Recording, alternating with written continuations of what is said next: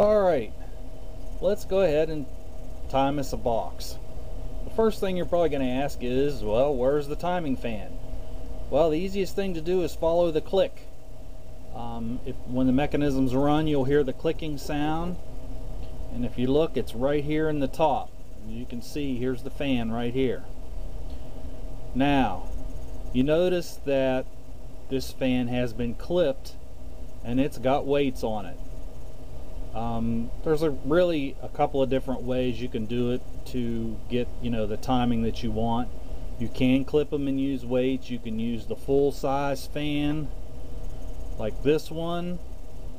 There's just a lot of different ways you can do it. Just as long as you get the end result of what you want, that's all that matters. I will say one thing. I made a mistake one time in timing a box using a full size fan, and ran the box, took the mechanism off the back plate, which really you need to do this right, and it worked perfectly. Put it back in on the back plate, put it back in the box. We decided to run a test on the box through the system. Started the box up, it stopped and left the circuit open. So I'm scratching my head, and here what the problem was when I put the mechanism cover back on, the fan was hitting the cover and stopped the mechanism.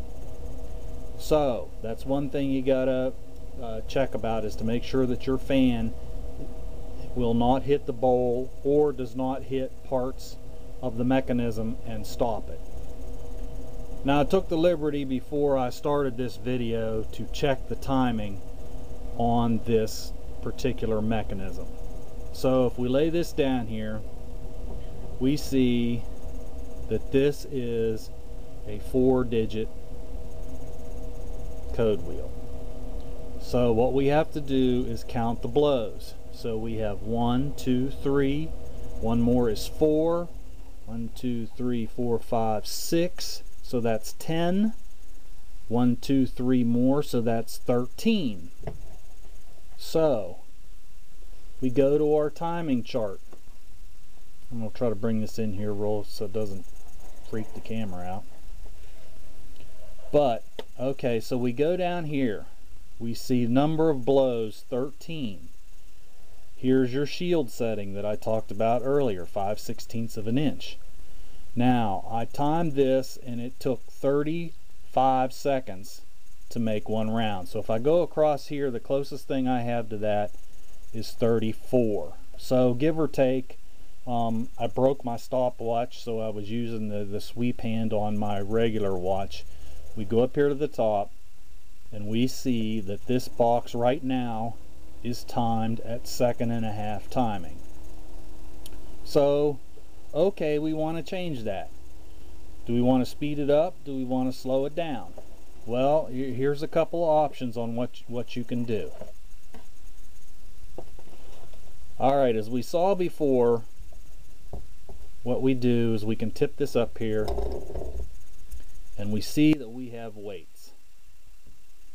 Okay, there's a couple of things that I had brought up about weights before. First off, if you use weights, they have to be the same size on both sides. The second thing about using weights is they have to be the same distance from the center on both sides. If not, it will throw this verge off balance and there's a chance that the mechanism may not run. Another thing, the closer you move the weights to the center, the faster the mechanism will run. The further away you move the weights from the center, the slower the mechanism will run. So if I want to speed this mechanism up, I would move the weights in. If I want to slow it down, I would move the weights out. If it's still not slow enough, you can try to find larger weights, or you may have to change the fan to a full-size fan, use the same weights, only put them further out on the fan arm. So with that being said, what we have to do is we have to check the time it takes for one round. So the way I normally do this is with the mechanism out, is I keep my finger on the non-interfering bar so that the contact arm will fall into the teeth. I'll put my other finger up here on the verge or the timing fan, and I will run the mechanism until it's just about ready to drop off of the first tooth, and I will stop it. Then I'll get my watch, stopwatch preferably, and I will let this go, and as soon as the contact arm falls off the first tooth, I start the stopwatch. So click, I'm starting the stopwatch. I'll let this go around one round, and as soon as that contact arm falls off the first tooth again, I will stop the stopwatch.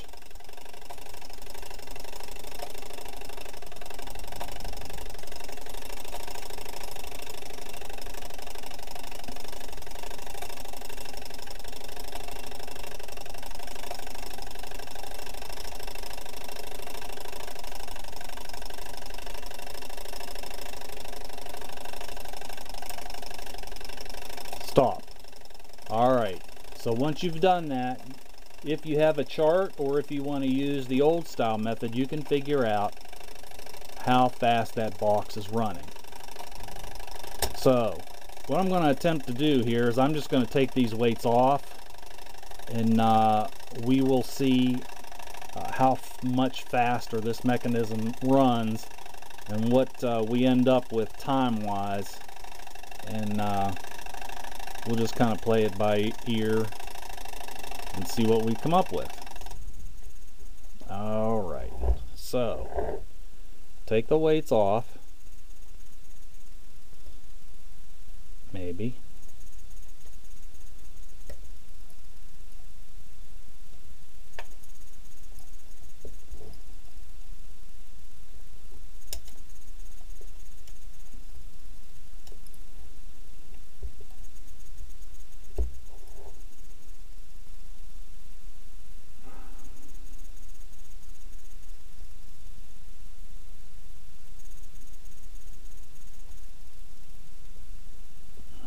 Alright, now we got the weights off, so naturally this mechanism is going to run a lot faster. So let's just see here if we can get a time on this, and we'll see how much we've changed it.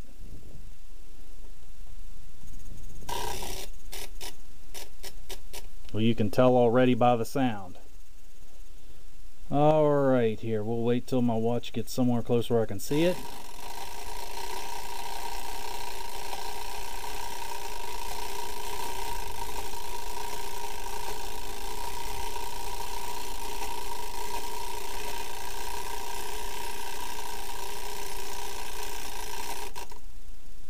Alright,